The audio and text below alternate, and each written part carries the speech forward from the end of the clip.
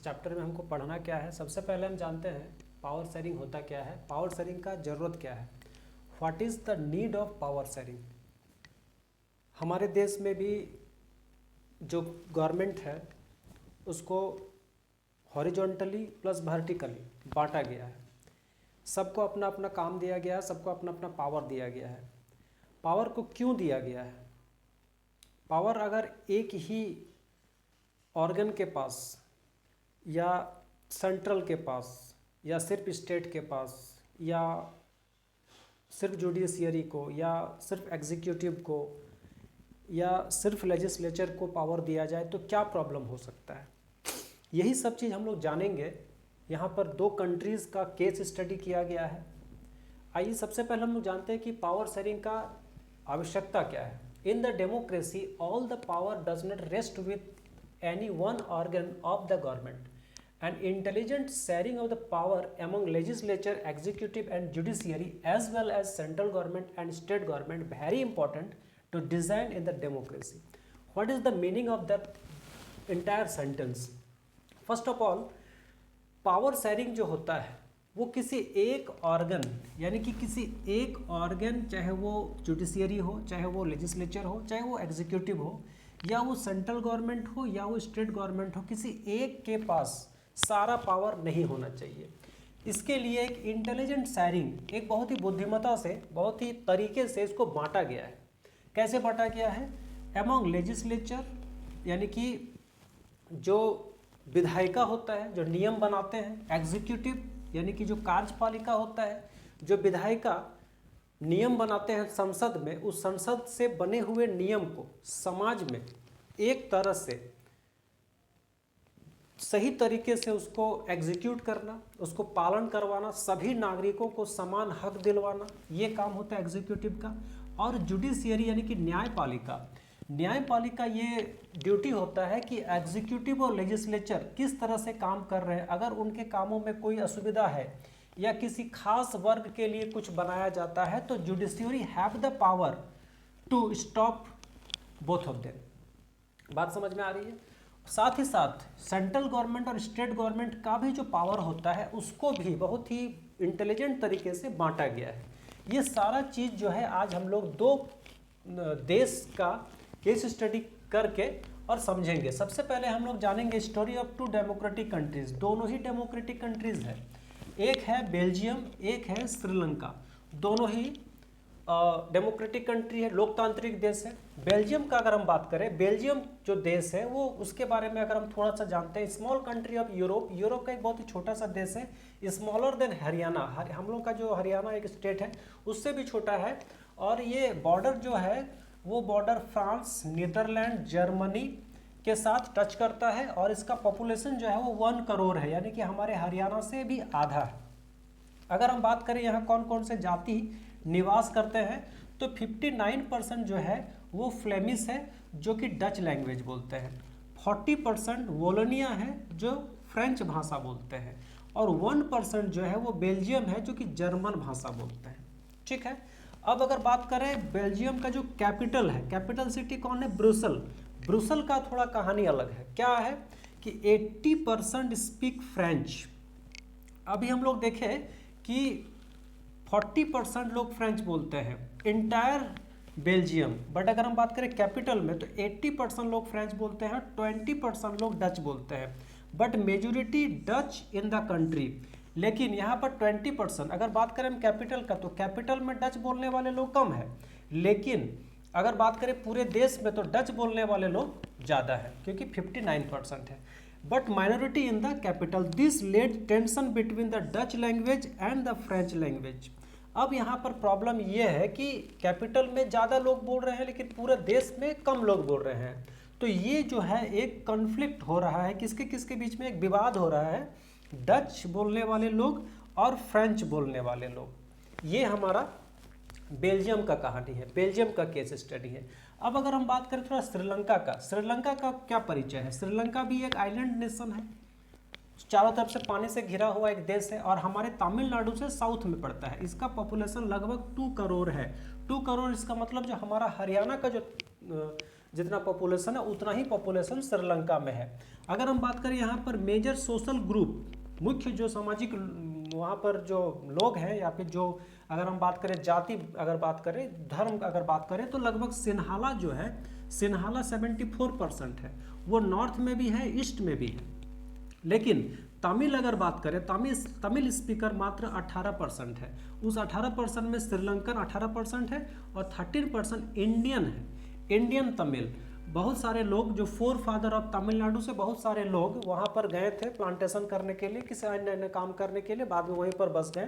तो भारतीय तमिल वहाँ पर 13% है और श्रीलंकन तमिल वहाँ पर 18% है, जबकि सबसे ज़्यादा मेजोरिटी किसका है, सिन्हाला का है।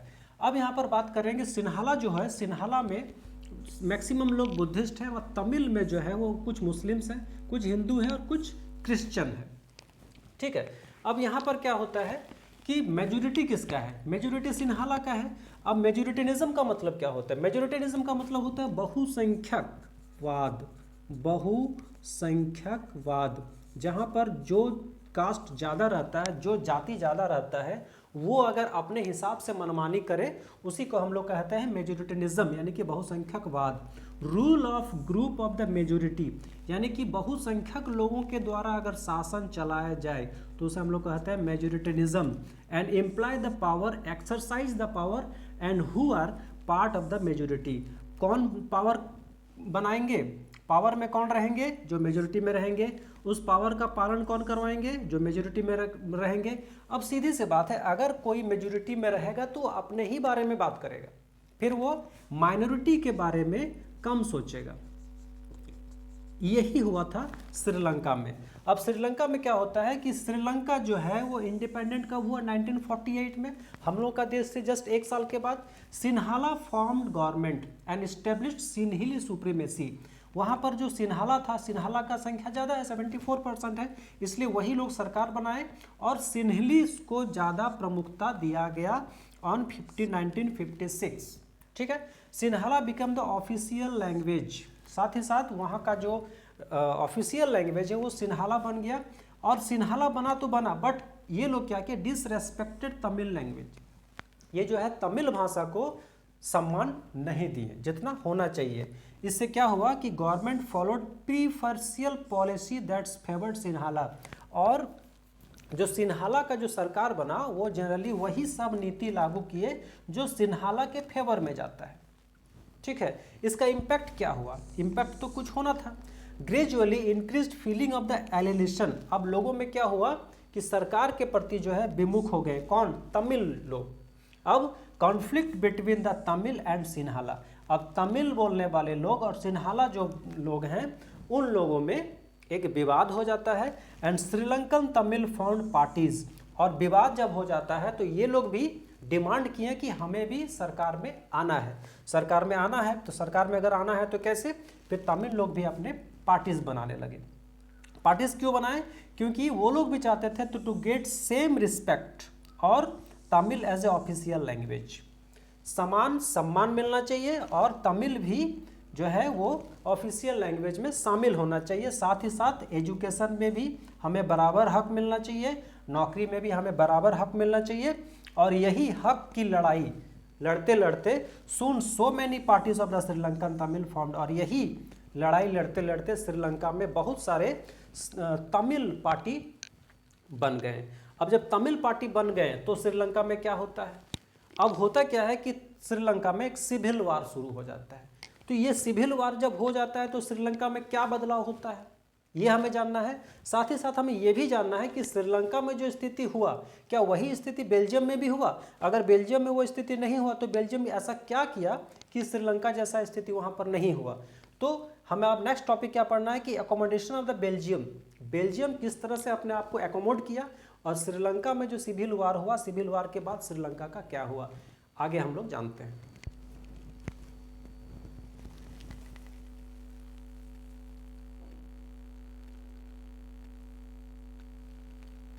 Violent conflict between the opposing groups within the country, so many killed, family forced to leave the country as refugees, so many lost their livelihood.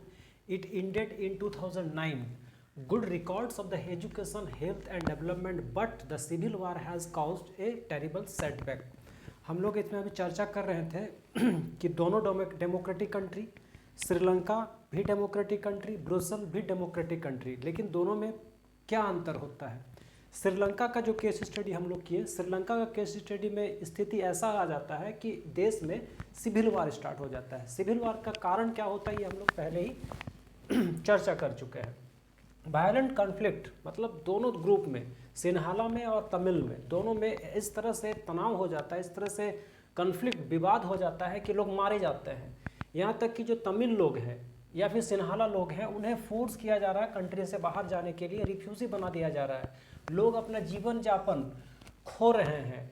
और ये कब से चल रहा है? ये लगभग 10, 12, 15 साल तक चला। 2009 तक ये चला और 2009 में ये ख़त्म हुआ है।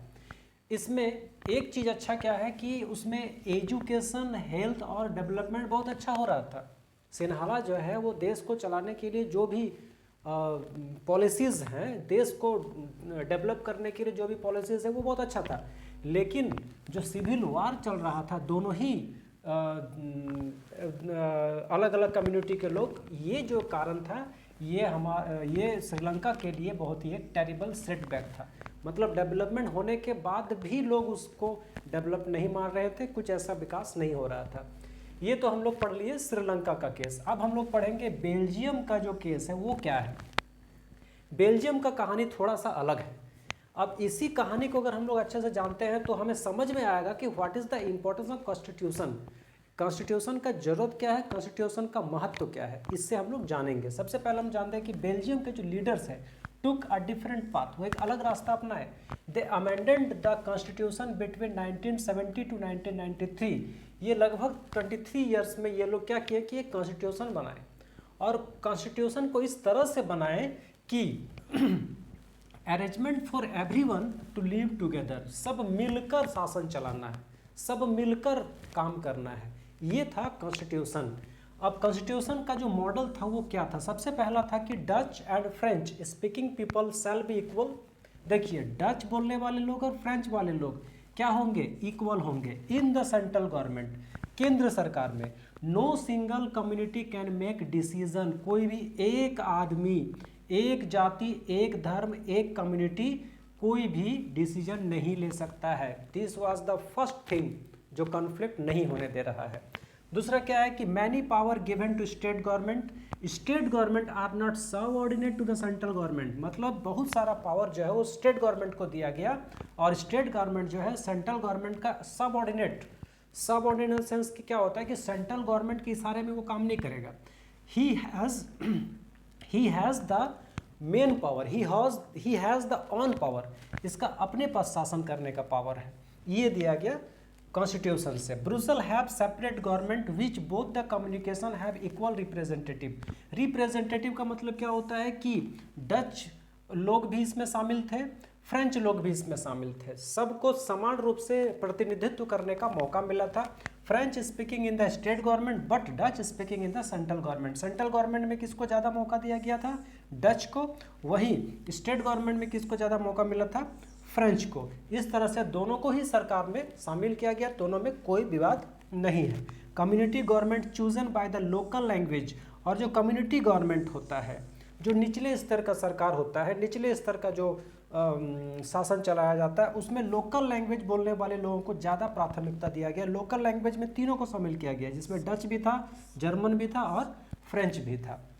इस तरह से मतलब समझ सकते हैं कि नीचे से लेके ऊपर तक सभी में समान रूप से सबको प्रतिनिधित्व मिल रहा था। इस तरह से so by this technique the Brussels become the peaceful country.